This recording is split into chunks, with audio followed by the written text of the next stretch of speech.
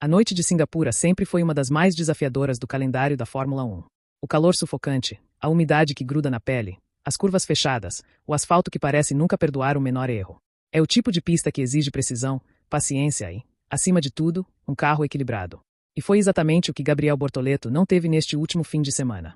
A corrida no circuito de Marina Bay acabou se transformando em um longo e doloroso exercício de resistência, física, emocional e técnica, para o jovem brasileiro, que saiu do cockpit visivelmente frustrado, sabendo que o resultado final, um modesto 17º lugar, não refletia seu esforço, mas sim os limites que o carro e as circunstâncias impuseram. Tudo começou mal já no sábado, durante a classificação. A Sauber até acreditava que havia ritmo para brigar pelo Q2, talvez até sonhar com algo mais, mas a sorte parecia ter outros planos. No momento decisivo, quando Bortoleto vinha em uma volta promissora, uma bandeira amarela provocada por Pierre Gasly fez o brasileiro tirar o pé. Ele vinha melhorando seus tempos parciais, com potencial real para sair da zona de eliminação, mas a obrigatoriedade de reduzir a velocidade debaixo da bandeira arruinou qualquer chance. O cronômetro zerou, e ele ficou preso no Q1. Largaria em 16º lugar, mais tarde, 14º após punições a outros pilotos, em uma das pistas mais cruéis para quem precisa escalar o pelotão. E quando se larga no meio do caos em Singapura, qualquer erro, qualquer toque mínimo, pode custar uma corrida inteira. Foi exatamente o que aconteceu. Logo na primeira curva, ainda com o pelotão comprimido, Bortoleto se envolveu em um leve contato com Lance Stroll.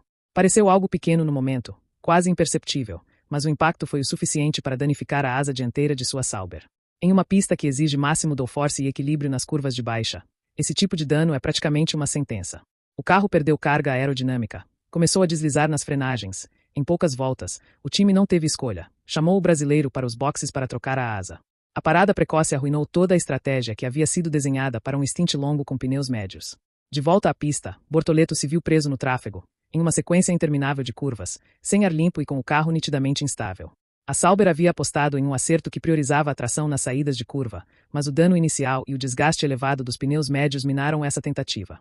Cada vez que tentava se aproximar de Franco Colapinto ou Esteban Ocon, o carro perdia aderência na dianteira e aquecia demais os pneus. Ele até chegou a abrir espaço em alguns momentos, tentando resfriar os compostos, mas a essa altura o prejuízo já era irreversível. As ultrapassagens, que já são quase impossíveis em Singapura, se tornaram uma miragem. A equipe tentou compensar com uma estratégia alternativa, esticando o segundo stint na esperança de que um safety car ou uma bandeira amarela embaralhassem o grid, mas o acaso também não colaborou. A corrida seguiu em um ritmo surpreendentemente limpo, e a Sauber viu sua aposta se transformar em um tiro pela culatra. Quando finalmente o brasileiro fez sua segunda parada, já era tarde demais. Voltou para a pista longe dos pontos e ainda atrás de carros com pneus mais novos. Restava apenas administrar, evitar erros e levar o carro até o fim, uma tarefa ingrata para quem tem sangue de competidor. Durante o rádio, as mensagens foram poucas e curtas. Bortoleto, que costuma ser calmo, deixou escapar certa irritação. A equipe tentava ajustar o balanço com mudanças sutis de diferencial e gerenciamento de energia, mas nada surtia efeito. O carro estava desequilibrado demais nas entradas de curva, saía de frente, e o DRS não oferecia vantagem suficiente para atacar nas retas curtas. Ele chegou a dizer que o carro simplesmente não vai, frase que resume bem o sentimento que dominou seu fim de semana em Marina Bay. E quando a frustração é maior do que a esperança, o piloto passa a correr apenas para cumprir o cronograma. Algo raro para alguém que, mesmo novato, vinha sendo um dos grandes destaques da temporada. O 17º lugar final foi amargo, mas talvez inevitável. O resultado o deixou à frente apenas de alguns carros das últimas posições e bem distante dos pontos.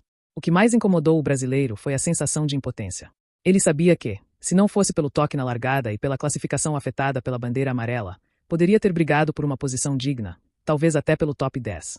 Mas a Fórmula 1 não perdoa-os e se. O que importa é o resultado final, e este, infelizmente, foi o pior desde o GP da Emília-Romanha, meses atrás.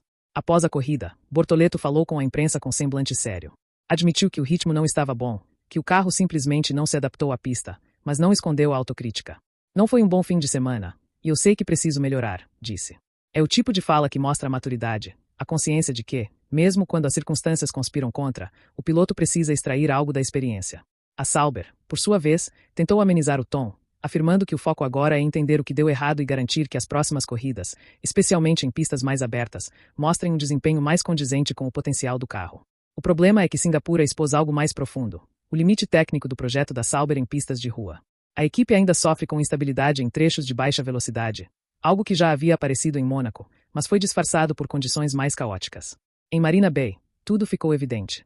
O carro parece não gerar carga aerodinâmica suficiente na parte traseira, e quando o piloto tenta compensar ajustando o balanço, o desgaste dos pneus dianteiros se torna insustentável. O resultado é um carro que, em teoria, tem boa velocidade de reta, mas que não consegue manter ritmo quando precisa contornar curvas apertadas repetidas vezes. Esse tipo de limitação pesa especialmente sobre um novato como Bortoleto. Diferente de pilotos mais experientes, que já conhecem o comportamento do carro em diferentes cenários, o brasileiro ainda está construindo repertório. Ele precisa entender, quase em tempo real, como adaptar seu estilo de pilotagem a um carro que muda de comportamento de pista para pista. E em Singapura, onde cada erro se paga caro, essa adaptação é ainda mais complexa. O calor extremo, a falta de aderência e a necessidade constante de concentrar energia nos pontos de frenagem transformam a corrida em um teste de resistência. Mesmo fisicamente preparado, o cansaço mental pesa.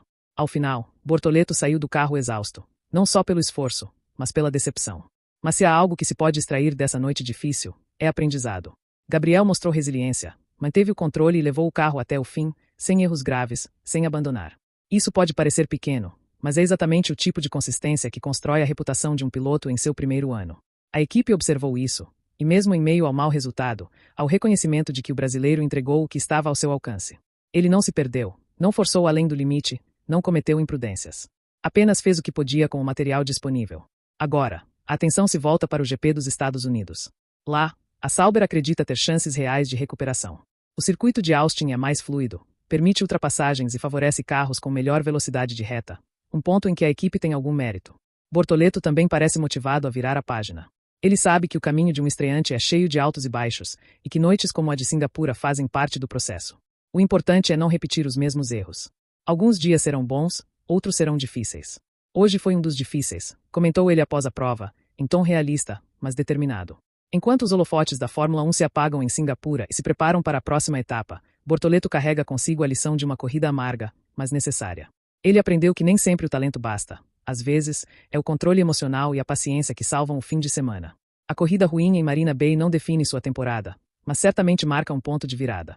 Uma lembrança incômoda de que a Fórmula 1 é, acima de tudo, um campo de aprendizado constante. E que mesmo os grandes nomes da história passaram por noites sombrias antes de brilhar. Para a Sauber, o desafio é técnico, mas também psicológico. A equipe precisa mostrar que é capaz de reagir, de dar a Bortoleto um carro que o permita lutar de igual para igual com os demais. E para o brasileiro, o desafio é seguir acreditando, continuar lapidando sua pilotagem e aprendendo com as derrotas tanto quanto com as vitórias. Porque, no fim, é assim que se constrói uma carreira duradoura na Fórmula 1. E se há algo que Gabriel Bortoleto já provou, é que ele tem talento, maturidade e ambição de sobra para transformar uma noite ruim em combustível para o futuro.